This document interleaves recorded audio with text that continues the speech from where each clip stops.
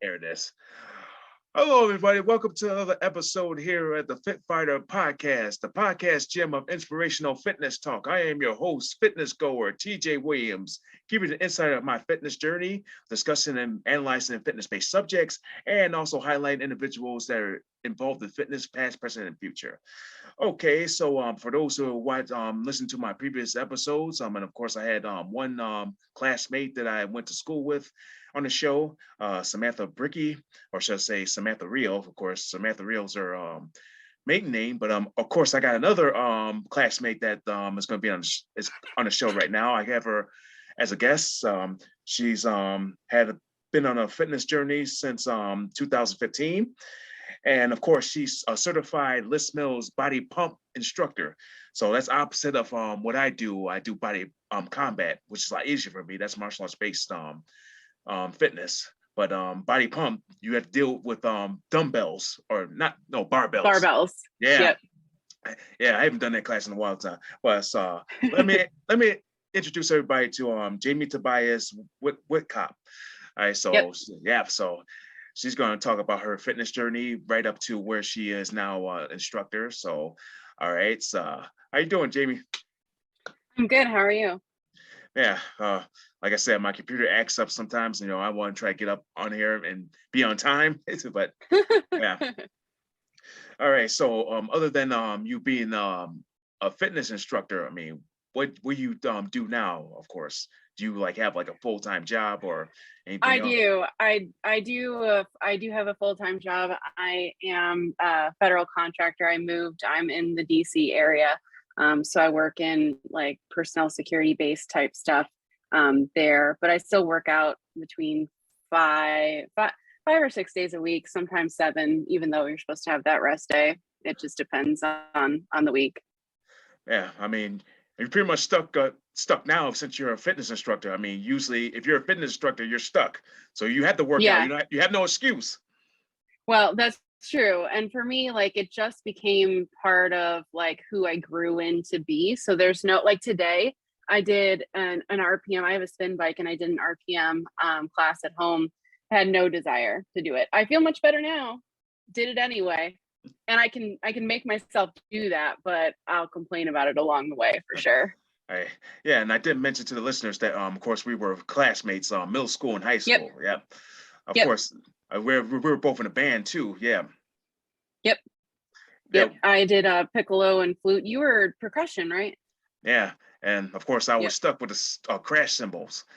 Yeah. Yeah. Yeah, I thought that was the worst instruments I got, but I played those like a champion. They were like superpowers. Yes, you did. Well, of course, with the last 2 years, I got MVP, or I can't even say it, or most valuable player. Yeah, I can say that. Yeah. Yeah. Yep. Yeah, I miss those days. I mean, I was talking to Samantha about the band trips that we did. Yes. Yeah.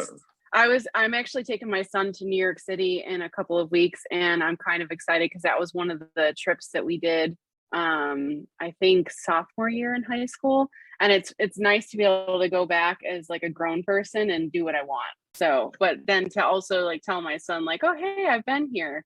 I've been to that theater. I've been to this place kind of thing. Yeah, I think that's going to be on my bucket list to at least go to New York City. I mean, yeah, of course, I've been over the other side of the United States with Las Vegas, definitely. Yeah. I mean, yep. I'll take that hot energy. Yeah, I get more into it's hot. 100 degrees. That's true. Yeah, just like they say in Queen, 100 degrees. That's why they call me Mr. Fahrenheit. Yes. All right, so this is what we're going to do with this podcast. We're going to bring you back in time. So, okay. Of course, or you're going to bring us back in time where before all this happened. So before fitness became a big thing for you.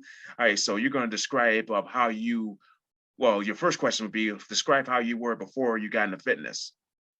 So growing up, and I think TJ, you can speak to this. People don't, unless you're in sports or whatever. People don't talk about just fitness back home. It's not part of the culture. It's not it's just not a thing. So I grew up just very sedentary. Was in what do you call it, band rather than sports. I was really overweight, and that continued until I had my gallbladder out in like 2014, 2015 timeframe. And I was just like, now I will say I don't believe that losing weight is the answer to all of the problems, but I was significantly overweight. I was probably about 340 pounds, and I'm 5'7". So for me, it was causing health issues. And so I got tired of it and decided that I would do something about it. And once I did that, that in and of itself is a whole situation. I spent a year like retraining myself how to eat properly, and focus on protein and the good kind of carbs and that kind of thing. And just learning exercises. When I started, I could not do 2 jumping jacks in a row. And now I can put a burpee tuck jump together and do, 10, 15, 20 of them and be happy and then go on my way. So, yeah. Yeah, you pretty much covered like 3 of the questions I was going to ask. Oh, sorry. Well, it's always good when you kill 3. Well, you know the saying, you kill 2 birds with 1 stone, but yeah, you killed 3 birds with 1 stone. But yeah, let's kind of go back to like my second question. So it was though I understand that your push was because your health was declining, and of course you talk about that. So that's that's the push to get you started, right? That, and I was how old was my son at that time? He was probably like 1 or 2. And so he was like really mobile and stuff. And it was really like I was out of breath just trying to keep up with him. And I didn't want that. I didn't want to feel sick, just by doing that. And the biggest thing that I can't stress enough in terms of like if you're doing weight loss or fitness is the reason it changed is because I decided that I deserved it. And I didn't give up on that goal. If you don't believe that you deserve it, it's not going to come. Now, you could believe you deserve it and still have other obstacles for sure. But if you think you can't do it, then you've already decided. Yeah, I mean, really, you can kind of get started out with it, and then of course from there you go to another challenge, and it just like it gives you like the kind of like the fright or to say I can't do this no more. I mean, Yep. So definitely going on to my third question, your biggest and difficult challenge starting off. You talk about you couldn't get past 2 jumping jacks, and then of course, in the beginning I couldn't, and I just kept. But I worked out like at the time I was doing like Beachbody stuff, like their fitness programs, and I would do them in my basement. Nobody saw me. Nobody knew what was going on or whatever. So I just kind of worked from there. And probably I don't remember exactly when it was, but it was probably when I got to lose about 80 pounds. So probably like maybe like 9 or 10 months into it, that's when I started going to group fitness and decided I was ready to go outside with other people. And I think that's how it should be like nowadays. Like if you're starting out with fitness and you don't feel comfortable going anyplace else, like go to group fitness, I mean, kind of get used to it, like doing it at home. And then I feel like, I want to try do like a fitness class, like go to a gym. For me, I mean, I kind of started out like just doing stuff at home, and then from there, like I went to like the gym, and from there, and of course, I still hold the record of longest going on the elliptical. So because I did so well, that's awesome. I'm not an endurance person. I'm more HIIT and strength based. So you can have the endurance. So I mean, of course, you talk about your health situation. Of course, mine was of course I had asthma, so I had to learn how to control it, at least kind of test it out, see if I can get past 5 minutes. Because usually, if I'm don't make it to 5 minutes, then I would have to use my inhaler. So, of course, It's interesting how different. We look at people, and you really have no idea what their struggles are with their bodies or their mental health or whatnot. But everybody's got something. Yeah.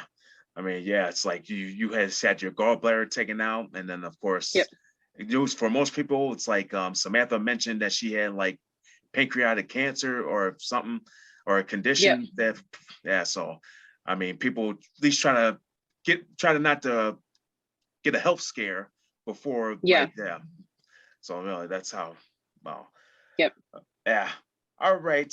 Your goals now. All right. So you reached the goal, saying, yeah, you got yourself started, and you've pretty much got yourself where you need to be.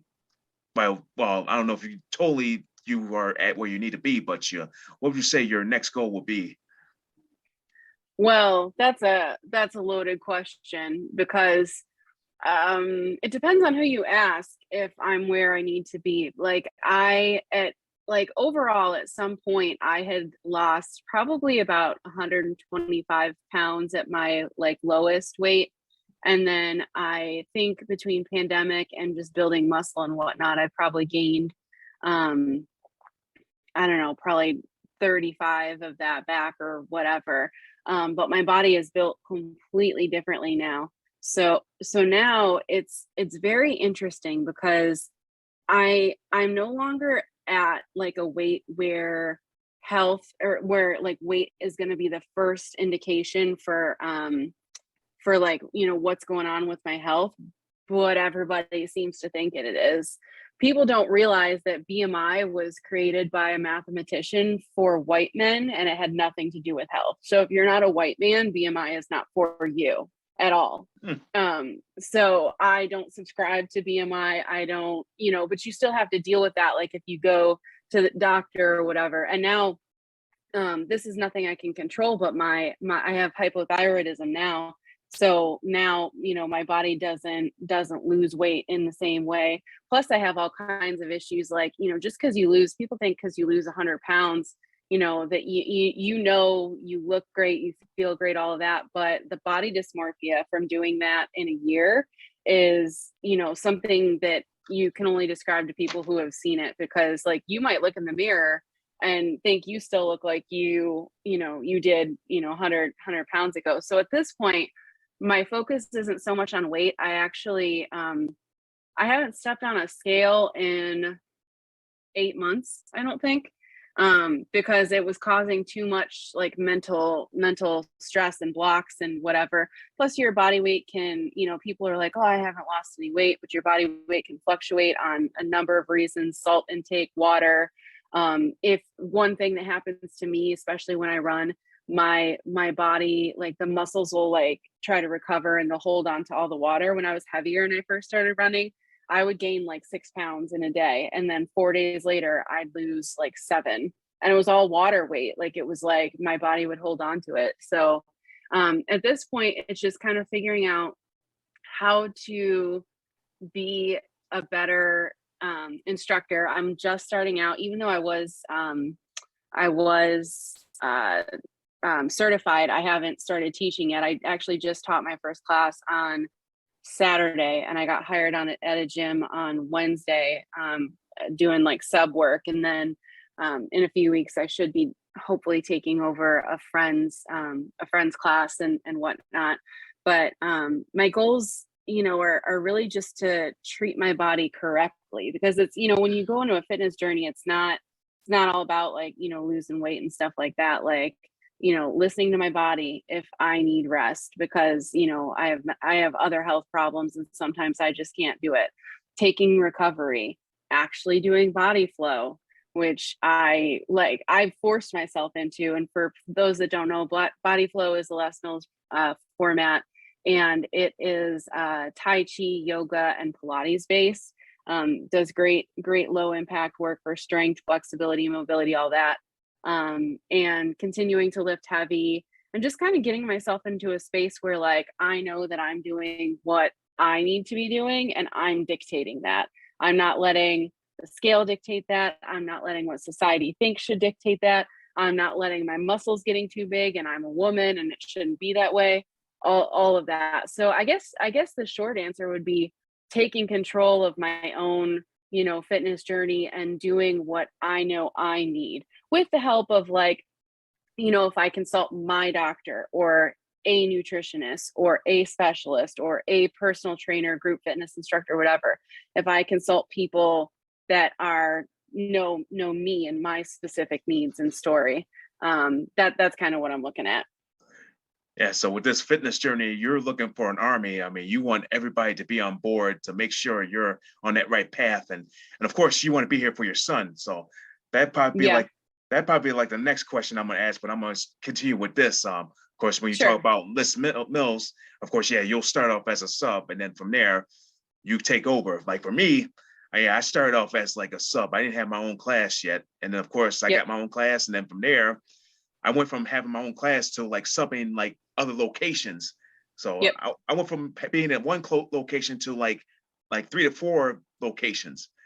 Yeah. Yeah. And it's a little bit different in the area that I'm in now versus like Western New York, because that's very common, because I got picked up by an organization that has like multiple gyms and multiple locations, because they're like, I go to a gym in another town that's like 20 minutes away because I prefer it, but they're within probably 15 minutes of me, there's at least 6 gyms I can think of, because it's such a densely populated area. So when I did go in and speak to that manager, the first thing she said was, other clubs have like that are under this same, umbrella. They have different managers. So I'm actually having a meeting with the manager at the club that I'm currently a member at. And then, I'll go from there. And then, once I get my own class and whatever, and, once you get your foot in the door, and I think this is very common with Les Mills, you can start going out to either different locations within the same chain, or, signing on board as a sub for other gyms as well. So, yep. Yeah. So I pretty much did that same thing. I mean, before World Gym turned to Crunch. I mean, that's the Yep. thing. When World Gym turned to Crunch, I didn't want to lose my home. I mean, Yeah. that gym was like in Niagara Falls. That was my home. So I just didn't want to go someplace else. So I had Yeah. to switch up from being a Les Mills instructor to an AFA instructor, which Yep. that was like going back to school. I mean, I don't Yeah. know. Yeah. Yeah. Yeah. So I I don't don't know. have that certification, but they've asked me to get it. But they asked me like before she said that I was hired. She was like, "Well, you should consider this." I'm like, "Let's give it time." Oh yeah, definitely give it time, getting a lot of money. Yeah, Because you have yeah, to learn the whole course like online. Then from yeah, there, you have to do like a online test, and then yep, of course. But the good thing about it is, and I get to do my own thing. It's like other than teaching like crunch brand classes, I do my own like personal classes. Like I go to yeah, other gyms that's not crunch brand, and I yep, use what I learned from crunch and create my own yep, classes, which is great. yep, And no, I still make an impact, but I yep, still I'm still Les Mills Body Combat. I mean, I'm that yeah, forever. yeah, yeah, yeah, yeah. Yeah, I get that. Would you ever get another certification in a different Les Mills format, or is that it for you? yeah. I think that's it. I mean, for somebody like me that's been in martial arts for 25 years, I mean, I That feel makes like that's sense. like the best format for me. Yeah, Yeah. that makes sense. All right, let's go on to like the next question. You talk about your who you look up to like when you on your journey. Um, that's a good question. Um, who did I really look up to? So here's the thing, like, I was never into sports, so I didn't like look up to like athletes or things like that. I actually don't think that I had really a whole lot of people that I knew to look up to, with the exception of like when I got into group fitness, like I would look up to some of my instructors, but like I don't like I started with Beachbody, and I thought like Autumn Calabrese, who does her thing, I think she's great, but she's also not the same body type as me. She's also a very petite person, and that there's nothing wrong with that, but there was nobody who looked like me in a larger body to look up to and be like, "Oh yeah, I can do that." So that's why I became an instructor, because we need that. Because if we're talking about health and we're talking about mental health and just even confidence and enjoyment of life, all that stuff, we need for everyone to feel included. So everyone, every type of person needs to be represented in the fitness community, no matter what, what you look like, all that stuff. And so it's taken a long time because, I can do the class all day long and be really good at it, but to feel like I'm, justified in getting up on that stage in a larger body has taken me a long time. But, you just never know what kind of impact you'll have on someone else. And, I wonder what it would have been like if I had, more impact from somebody else. But it was hard to look up to people who always were athletic, always, had it going on for themselves and whatever. So to have someone who's human, who's gone through, struggles, not to say that the other people haven't, but it's different when you start in like an extremely larger body. Yeah, so the thing that kind of gets my attention is like, it would like bother me real much if, gyms around here probably look for somebody that's like jacked and they have like a good fitness background to actually hire them to be a fitness instructor. But yeah, for a person like me that never really had a fitness background, I never had like any education, or I didn't go to school for it. I mean, it would bother me if they didn't actually hire me to be like an instructor because of I didn't have that background. But the good thing is, it's like you're taking somebody that can really teach a class and have some mental as well as the physical capabilities to do the workouts. And it's just more than just like standing around and just watch people work out. You're working out with your class. It's like you're you're maybe the leader, but you're still fighting with your army.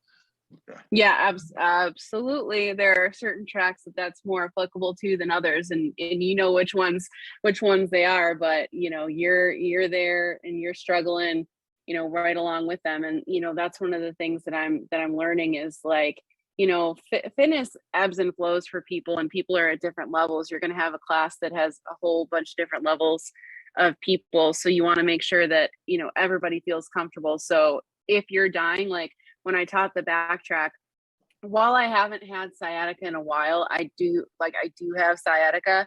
And so I mentioned like, hey, this particular backtrack has 8 what we call clean and press in a row. So it's kind of like a snatch, and then you press overhead, but there's no like, you don't split your legs and then you come back down. It's very like, I don't think that they really do it like on the floor at all. It's definitely a body pump specific move, but it works the entire posterior chain. And so I was just like, we have 8 of these in a row a bunch of times. So I'm going to go lighter because, I have this back thing going on. And once you do that, you give, the people in your class permission to be human and do that as well. Yeah, the sciatica, I hate that because really, I had a couple of times, the pain just go down your leg. You can't even sit down and you can't even walk. Yeah, I hated that. Yep. And that was something that happened to me primarily when I was heavier. As I lost weight, I did still have it. And I'm going to preface this next statement with, please listen to the advice of your doctor. But like my doctors, now mind you, I was a former military spouse, is military medicine, and they are not the same as like regular doctors. They're very interesting. But their idea for me to lose weight was to do like yoga and Pilates, which makes sense because you're not going to hurt your sciatic nerve that way.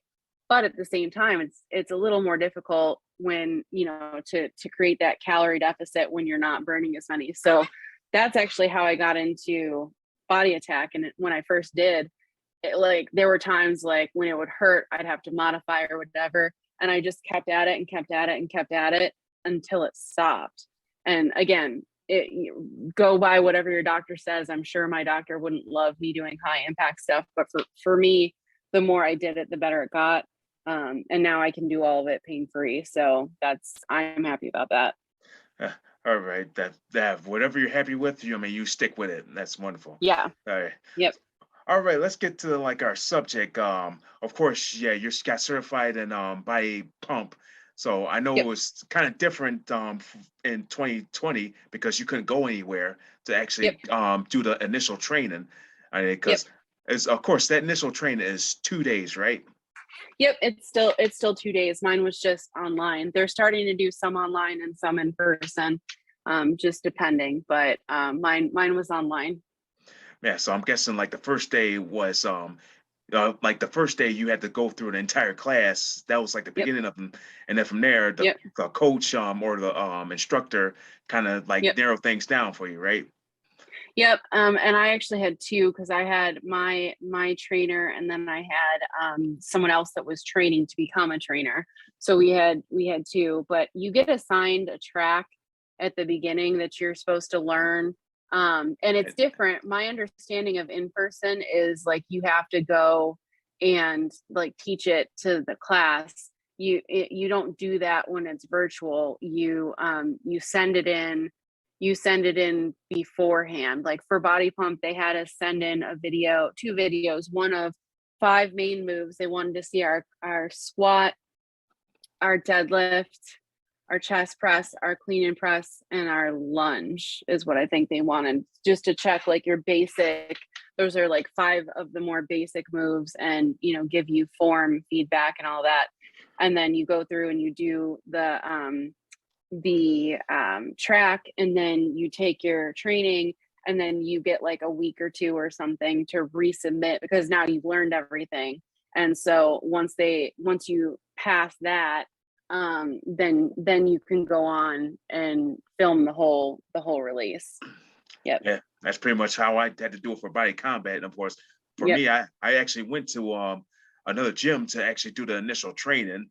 And of course, Yep. they did the actual class. The instructor went over the actual class. I mean, that gave us a little bit of workout, and Yep. it kind of narrowed down everything that what's expected of a body combat instructor. And from Yep. there, I mean, yeah, and I had to teach a track as well as shadow one. Yeah. Yep. So yeah. So you had the shadow track, did you?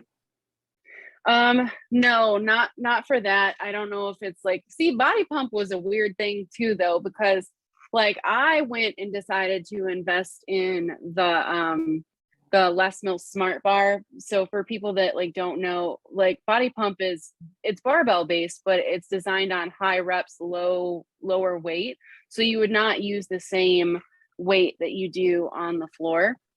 And they have like, you can get an off brand, but I have the Les Mills one where you can put the plates on and change the weights or whatever. But like some people didn't have all that. They had to when they filmed, but for training they were super lenient because it was COVID, and like we were still in lockdown at this point.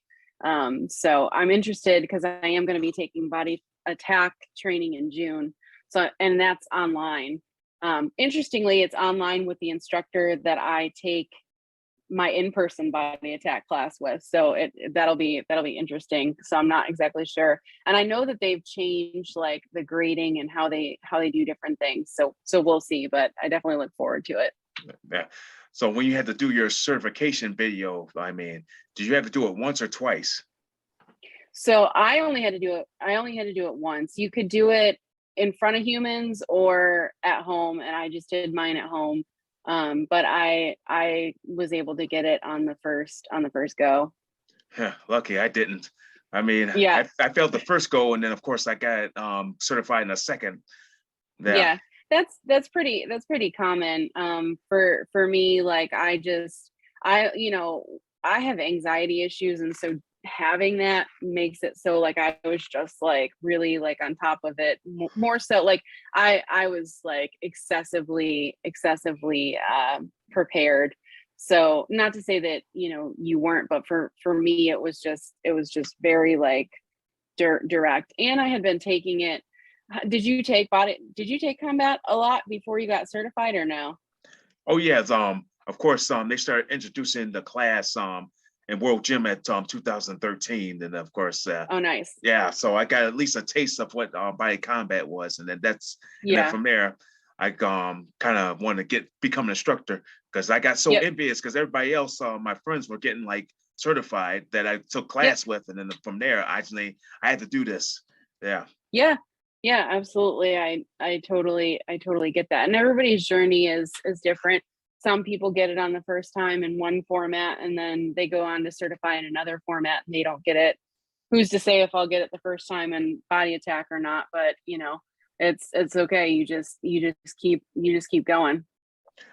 With body attack, I mean, you say you're very into high intensity Yeah. workout. So really, if you're very good with that, then I shouldn't see no problem you not getting in the first time. Yeah, the wonderful thing about, like, I used to, I'm actually surprised I didn't certify in attack. I'm kind of surprised, but also not surprised that I didn't certify in attack first, because it was very much my first love. But I was just very apprehensive about like having to do the things and talk. But the thing I love about that format, it's a sports based cardio training. So, things that you would do to prepare yourself for football or basketball or, whatever, that those are the kinds of different things, and like aerobics and, strength kind of thing. You do all that, but you can really do it at any level. You don't want to jump, don't jump. You don't want to, get down on the floor for push-ups, do squats instead. Like, it's fine. But as an instructor, there's a lot of times where you're really just the coach and you don't have to do things. Like, there's an entire running track and you really only have to do half the track. The rest of the track, you're standing in the middle of a circle in a group fitness thing, like encouraging people to run, and you get to breathe. And so, as you know from being an instructor, breathing is important. Yeah, because usually I tell my participants, you can relate to that. And like if you can, well, I say this, if you have any limitations or injuries you're recovering from, please consider the low impact and low intensity options. So there will be options to exercises. So that. Yep. All right. So before we kind of get to our hidden gym segment, here's the last question of our interview. What motivational or inspiring quotes best describe your journey? That's a good question. And the funny thing is, I was just thinking about this last night, because that's something as an instructor I need to work on. So Les Mills has cueing in three parts: the layer 1, layer 2, and layer 3. The layer 1 is essentially like naming the exercise, the timing, the tempo, all that stuff. And layer 2 is like a little bit more like how it should make you feel, how you change your body, that kind of thing. And layer 3 is the motivational. And I have been so like hung up on just making sure that I get the movements right, even though I know them. Like, that's a brain, that's a mind issue. So I don't, I was looking at different things that I could say that like actually would mean something to me. But I had one instructor, and it's so simple. I had one instructor, and this is back when I actually wasn't good at body pump. I would just look at her, because she would like be like, all right, it's a squat track and we have 16 bottom half pulses. And I would give her, because in Western New York, like our facial expressions speak for us. Like, it's not like that in the rest of the world all the time. So like living here in the DC area, my face is very loud for people. But so like I would just look at her and be like, give a weird face, and she would just look at me and she would be like, yes, you can. Yes, you can. Like, and she did it so much to the point where like I would be like, nah, girl, I can't. But I would do it each time, and I'd keep doing it. And then I could add more weight, and then I could do more, whatever it was. And finally I believed I could do it too. So it's kind of like that. And then just like I don't have a good quote, but I'm working towards like making sure that my participants can focus on like the non-scale related things that brought them there. Like, nothing as good as strong feels, or, the only workout that, sucks is the one you don't do. Stuff like that. And then they say this, the master class is for a Les Mills format called grit. They'll say this: the reps that you don't want to do are the ones you need the most, kind of thing. So anything that's just encouraging people to like keep going and pushing their limits, because I would have never gotten here had I not pushed my limits. Yeah. I think I seen a quote on your arm. You have a tattoo on your arm. I don't think that's I do. It says the truth will set you free, which can apply as well, because the truth is that everyone as a human has a right to, make sure that their body is as healthy as that body that they're given can be. And that is the truth. And you will make those gains once you know that, because, for such a long time, coming from being in such a larger body, you're just told you can't do it all the time. And even now, I feel like people look at me and like think differently, but there was a time where I would be going to like body attack classes and stuff. And this was probably like 4 years into my journey. So I was like taking classes regularly, and I was, knocking it out of the park. And I'd go wait, this is pre-COVID, and I'd wait for the class before us to finish. And somebody would like say something, they'd be like, oh, because it would be like New Year's, right? And they'd be like, well, how much weight are you looking to lose by being here? And then I'd confuse them, because I'd be like, I'm not. And then we'd go into the class, and I can tell that they have this expectation like, oh, she's still in somewhat of a larger body. She's new. She can't do the things. And then I just do all of them. And, it's just reframing what people think fit looks like. It doesn't matter what anyone else thinks fit looks like. It matters what fit feels like to you. Yep. And so, of course, you name your forearm, the truth will set you free. So if somebody says Yeah. that if they can't tell the truth, I'll hit you with this forearm. Yeah, that's the truth that'll set you free. Yeah, that's true. Yeah, the irony of it. Yeah, that's true. Okay, ladies and gentlemen, we are reached our hitting Jim segment of the interview. Of course, this is the fun part. So I got 7 questions for you, Jamie, for you to answer. Okay. So you're going to answer with the best of your ability. So okay, here's the first question: the best advice you ever gotten? Related to fitness, don't give up. Don't give up, and you need to compete against yourself. It doesn't matter what anyone else has going on. If you did 5 reps last time, do 6 next time, or do it with a heavier plate, or whatever it is. Like, continuously compete against yourself, and then you'll get somewhere. Yeah, so it's that you versus you yes mindset. Yeah. Yep. All right, the worst advice you ever gotten? It's kind of controversial, and it's keto.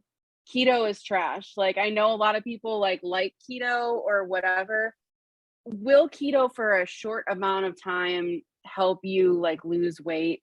Yes. But when you think about it, because you're cutting out carbs, which is like a very big energy source for your body, you're putting fat and cholesterol into it, which, depending on you or just in general, like, can cause other health issues.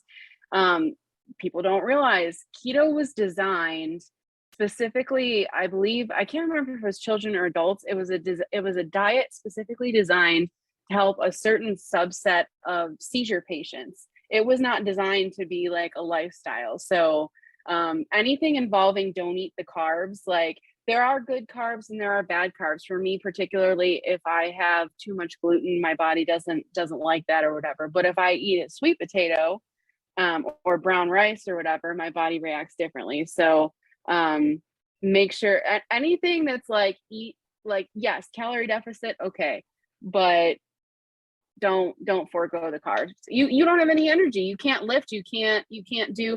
I did body combat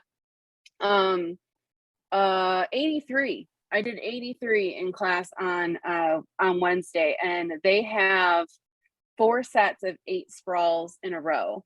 And I had only eaten 500 calories that day, and I thought I was going to fall over and just be done. But I made through, but eat the food. Yeah, definitely. Of course, you want to build up that triphosphate. Yeah, the decent triphosphate. So that was like the energy you need to really lift, to get the energy that you need to lift the weights. So yeah. Yep. Yep. All right. Guilty pleasure. How do you reward yourself?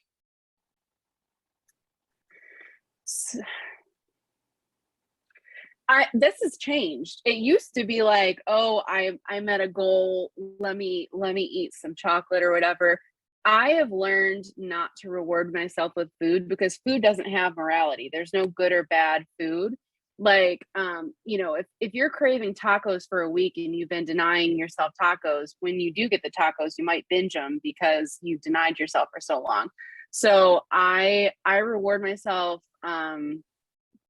Lately it's been with like just different clothes, or like even like different equipment.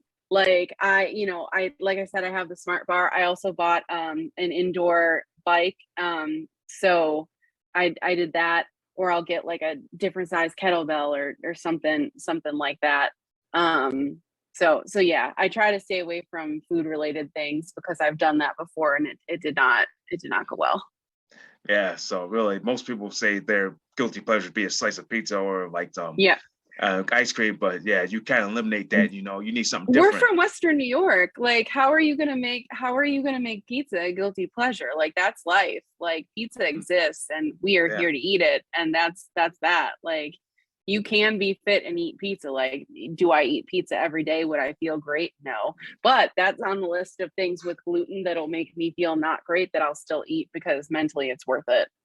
yeah. I think Yeah. if I moved to Las Vegas, my guilty pleasure would be gambling, but that's bad. That's bad too. Yeah. Yeah. If you do it too much, anything in excess is not great. Yeah, of course, I've been lucky a couple times, so. Yeah. Yep. All right. What famous celebrity would you work out with? I can see him. I can see him. Hugh Jackman. He did he Oh, did walking he did walking lunges, and I was just like dumbfounded. Also The Rock, because like I've seen like some of his workouts, and like he just had like a reel or something where he was just like eating this sushi and he didn't care. And just like he's who I think of when I think of like lifting heavy things and like building things and whatever. But like the first thing is like Hugh Jackman, because I am among the small subset of people that actually loves lunges, and so I would be here for that because I yeah, can keep up with the boys when it comes to like leg things. So yeah, yeah. uh, yeah. So definitely lunges is probably my favorite thing. I like to, Yeah. I usually go to the park and like I'm in the sidewalk. I usually lunge from like one spot to see how far I get. So Yeah. yeah, Yeah. Yeah. That's always fun. well, it keeps you occupied too. It's like Yeah. you start building a sweat, and of course you kind of feel your legs kind of getting tired, but no, Yeah. it's a Yep. workout. Yeah. Yep. All right. Secret talent In relation to fitness, secret talent. or This to any talent or to or to anything. anything, to anything. I don't see, as an extrovert, I'm so loud that I don't know that anything that I have going on is secret, but secret talent. And none of it's secret, but something that like you wouldn't know by looking at me is that I am exceptional at tuck jumps. Like you'd have to see me in classes to do that, but that is a good talent, I'll say, because I can't think of a secret one.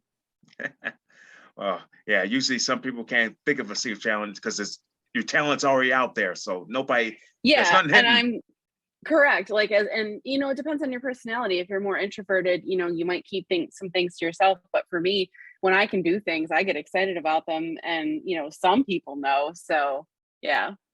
Eh, All right. If you were in a movie, what type of movie would it be? If I was in a movie, it would be an action movie, but I don't know, like I don't know under what circumstances. Like I don't want to be like careening down to rob a bank on a wire or things like that. I don't like running so much, but like I like action movies, so I could see myself being in that, or a movie like that was like a drama, like a social justice type situation. Like I could do that as long as I was on the right side of it. If I wasn't on the right side of it, I would have a hard time. Yeah, kind of make things easier. Just say like if you could be in a Disney movie, that it's like all genres. That's true. That's true. That is now. Yep. Yeah, yeah. Just getting hooked on Disney Plus. Yeah. Yeah. All right, final question. 10 years from now. 10 years from now, I want to look back at this because like I said before, I'm like a baby instructor, and the reason I'm like a baby brand new instructor is just I still have this limiting belief that like even though I know I can do it, that like other people like won't accept that I can do it. I want to get rid of that. I want to keep working to be whatever my body allows me to be as strong. We're going to be in our 40s in 10 years. I don't like this. I don't like this. So, but still teaching, hopefully having at least one other, probably two other formats, to be honest, because some people get with one, like you with body combat, and just kind of stick with it.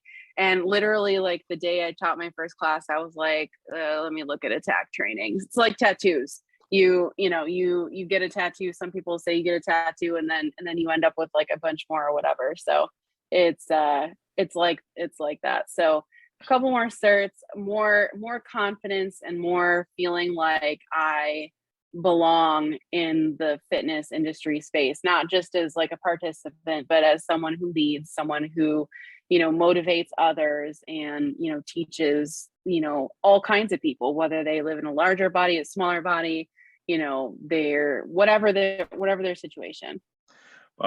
Kind of think about it, not to be like a little discriminating, I feel like I feel left out because I'm the only male that is like an instructor. Like majority of the instructors are women. It's like, yeah.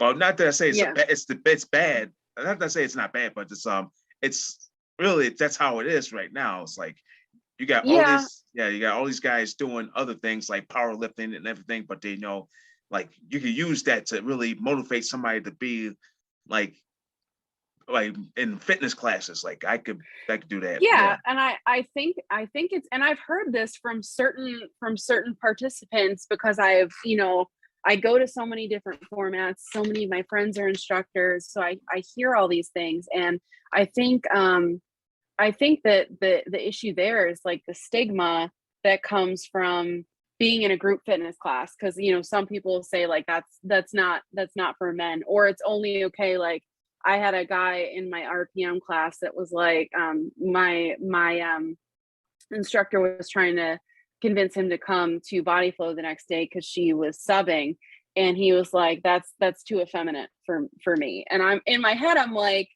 so taking care of your body, because I've done this before. I will go and overtrain, do too much cardio, lift too heavy, and then what happens? Then your muscles tighten up, and then you get injured the next time you do stuff. If you don't recover and you don't do that boring mobility crap, that's how I got into it and like kept getting into it. So yeah, there's, I mean, it doesn't matter as an instructor what you represent. I think that everybody, trying to break stigmas from whatever it is, if it's a male instructor, an instructor in a larger body, whatever it is, I think it's important, because how are we to expect like the general public to think that they can be involved in these things if they're like, again, like I said, if there's no representation? So yes, being male, an instructor, I think that happens more here in the DC area because we're more of like a melting pot. So I think that happens more here, but it's still definitely more females than males. Yeah, definitely. That's a good way to put it. Really. Yeah. All right. So before we kind of close out, is there any last minute words you'd like to say to listeners out there? I would just say that the hardest step is getting started. I would also say that no matter what you're looking to do, whether you're looking to run or you're looking to lift weights or whatever, you need to have like your people, like, and you could have people, like it could be your family and they could not be involved in fitness, and that's okay, but it's not the same as getting your fitness family. Like I could tell, somebody in my family, like, oh, I hit a PR deadlift at 225, and they'll be like, okay. And they won't see the significance in it. And something that I love about the fitness family is it doesn't matter if I deadlift 225 and she deadlifts, 110 and he deadlifts 350, nobody's over here comparing these numbers. They're just happy that you're making progress. So like I said, the you versus you, focus on that, and then get you like, a good, group of people that support you in doing that and hold you accountable in doing that. And group fitness will do that for sure, because if you don't show up after a while, people will wonder where you were, what was going on, whatever. And I would also say, just remember that like it was very surprising to me how much the journey is mental rather than physical, because again, you have to believe that you're actually going to be okay, and that you deserve to keep putting forth the effort, that you can do it, all that stuff. So there's a lot that goes into it, but that is, you should still start, is what I would say. Yeah. Best way to put it, like really, you should start no matter what the circumstances are, really. Yeah. Yeah. All right. So thank you very much for joining me, Jamie. There's definitely been Yep. a good discussion with you. No, definitely fun, Yes. insight answers. So definitely. Yep. All right. So of course, good luck with everything you do right now. Of course, you'll get more classes with Body Pump, and of course, Yep. move on to other things too. Okay. Correct. Yep. All right. So of course, for those who are just tuning up or tuning into my my podcast, make sure you tune into my previous episodes on the bicbpradio.com, Apple Podcasts, and Spotify. And I'll see you next time for another episode here at the Kick Pod, or I'm about to say the Kick Pod. That's my other podcast, but the Fit Fighter podcast. And I'll see you next time for another episode. And this is TJ Williams closing the gym.